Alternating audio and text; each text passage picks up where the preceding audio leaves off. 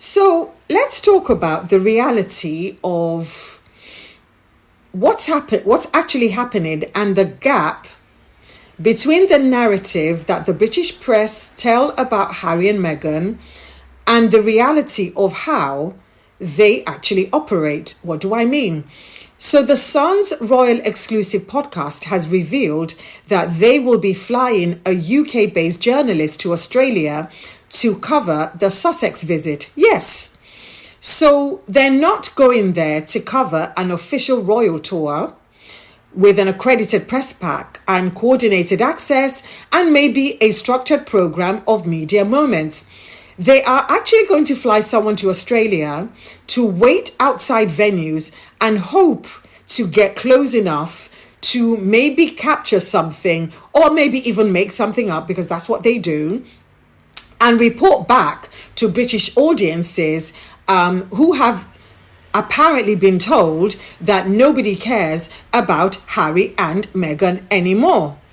And I think this is so funny because, number one, I don't even think they're going to get in. And number two, they're going to be relying on secondhand hearsay information, and probably they will be getting their information from lies that are being fed to them by trolls.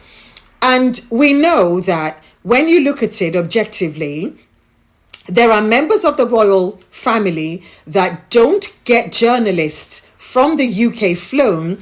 Let's dive straight into something that absolutely encapsulates everything wrong with how the British tabloid press operates.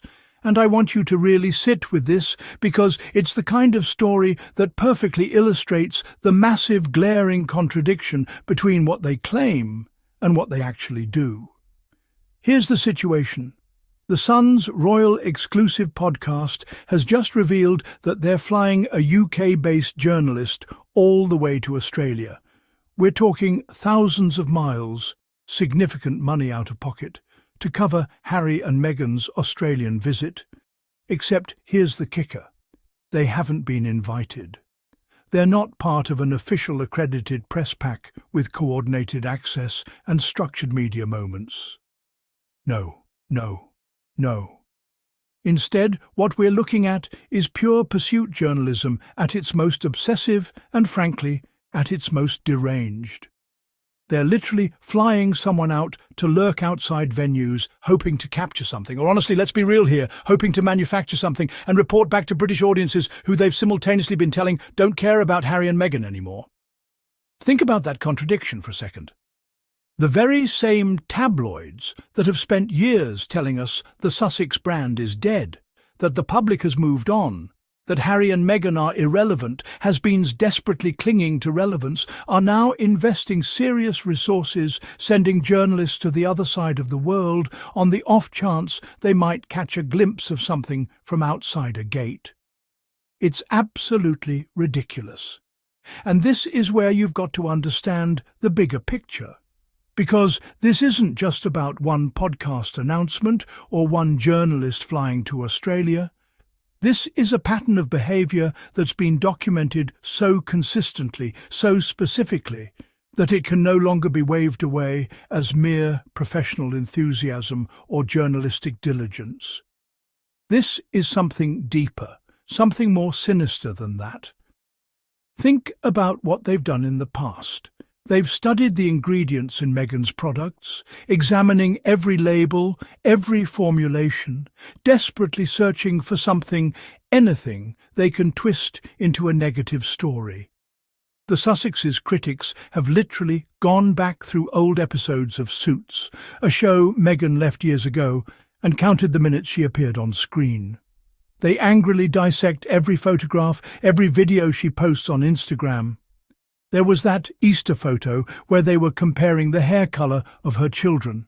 I mean, who does that? Who is that obsessed?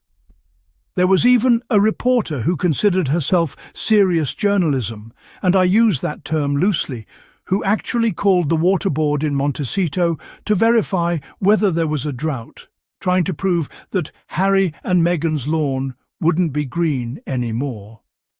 A drought check. A water board call. For a lawn This isn't journalism.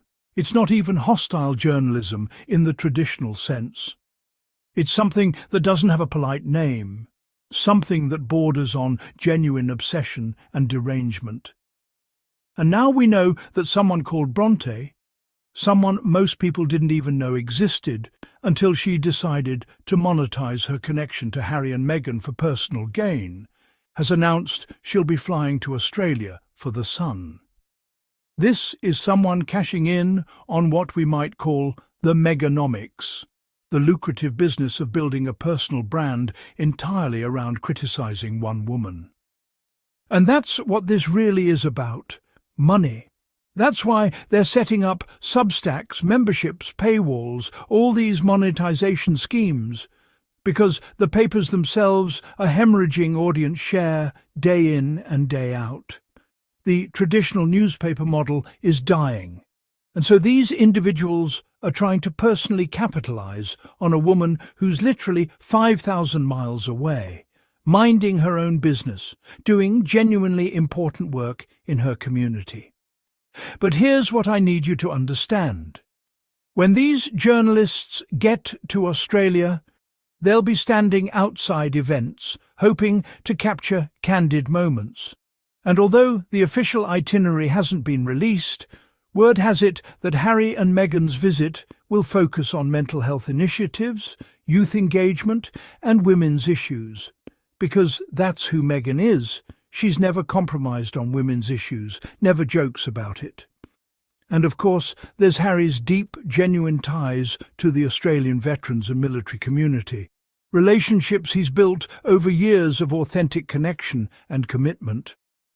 Unlike certain other royals who try to cosplay their way into relevance, Harry and Meghan's commitment is real, it's genuine, it's authentic, and that's exactly why people gravitate toward them. But before we wrap up, I want you to really sit with this one thing, because it's the most important point.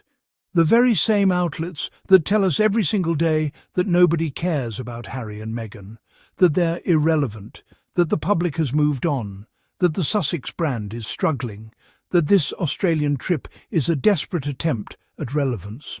Those same outlets are spending significant amounts of money, resources, and personnel sending journalists to the other side of the world on the chance, the mere chance, that they might catch a glimpse of something they can photograph. And remember that journalist who literally took herself to watch Meghan's product launch at the Godmother bookstore? The one who keeps writing and writing and writing about her? Same energy, same obsession, same derangement.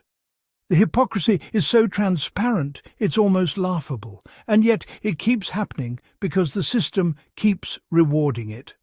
Here's where the entire narrative completely falls apart. And honestly, it's almost laughable if it weren't so transparently obsessive. The Sun, this supposedly authoritative voice of British journalism, has just announced, publicly announced, mind you, that they're flying a journalist all the way to Australia to cover Harry and Meghan's visit. Let that sink in for a moment. They're investing significant financial resources, coordinating international travel, and dedicating staff hours to follow a couple they've repeatedly told their audience is completely irrelevant, whose brand is struggling, and whom the British public has supposedly moved on from entirely. The cognitive dissonance here is absolutely staggering, and it exposes the entire charade for what it really is, an obsession masquerading as journalism. If Harry and Meghan were truly as irrelevant as these outlets claim, would they really justify the expense of transatlantic travel to chase them? Of course not. You don't spend that kind of money chasing stories about people nobody cares about.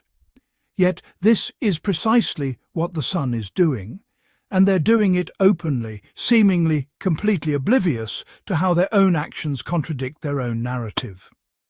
Meanwhile, other senior members of the royal family, people like Sophie, the Duchess of Edinburgh, Princess Anne, and Prince Edward, conduct tours across Africa, undertake significant royal engagements, and travel internationally without this level of frenzied media pursuit. Can you imagine The Sun flying journalists to cover Anne's engagements or Sophie's charitable work abroad? Of course not. Those stories don't generate the obsessive interest, the clicks, or the engagement that hunting for candid shots of Meghan supposedly does.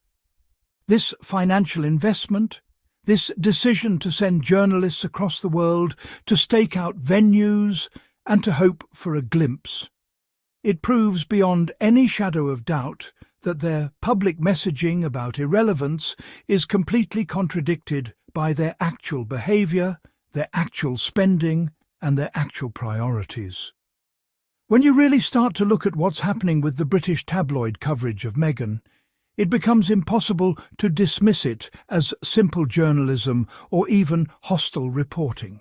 Because what we're witnessing is something far more sinister, something that has been so thoroughly documented and so consistently repeated that it can no longer be explained away as professional enthusiasm or diligent news gathering.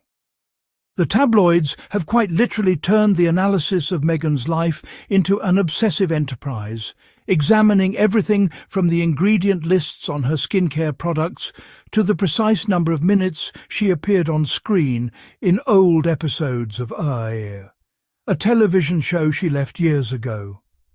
They've scrutinized every Instagram photograph she's ever posted, looked at the color of her children's hair in Easter photos, analyzed the flowers in her garden, examined the Easter eggs on her lawn, studied the chicken coop in her backyard, and gone so far as to actually call the water board in Montecito to investigate whether there was a drought that might affect the greenness of her grass, all in service of finding something, anything, that they could weaponize into a negative story. But here's where it gets truly revealing. This obsessive pursuit isn't born from genuine public interest or legitimate news value, but rather from the financial desperation of traditional media outlets that are hemorrhaging audience share by the day and are now pivoting to monetization schemes like Substacks and exclusive memberships, allowing individual journalists to personally profit off the parasocial obsession they've cultivated around a woman who is simply living her life 5,000 miles away.